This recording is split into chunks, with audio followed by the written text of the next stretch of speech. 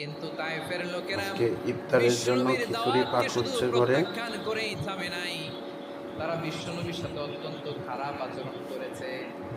বিশ্বনবীকে শারীরিকভাবে হেনস্থা করেছে, আমার নবীকে শারীরিকভাবে অত্যাচার করেছে, আমার পেয়ারা নবীর গায়ে পাথর মেরেছে, বিশ্বনবীর গা বেয়ে ঝরঝর করে রক্ত ঝরেছে, নবী জামিনের মধ্যে লুটিয়ে পড়েছেন, আবার মেরেছে, আবার নবী হাঁটতে শুরু করলেন, পেছন থেকে আবার মেরেছে, আবার নবী রক্তাক্ত হয়ে জামিনের মধ্যে লুটিয়ে পড়লেন, আবার মেরেছে।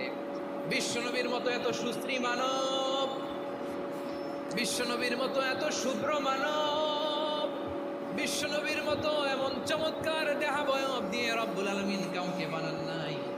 এরকম চমৎকার মানুষটাকে তারা তায়েফের ওই জমিনে রক্তাক্ত করেছে। বিশ্বনবী দুনিয়ার কোনো স্বার্থের জন্য সেখানে যান নাই, নিজের কোনো লাভের জন্য, প্রাপ্তির জন্য যান নাই,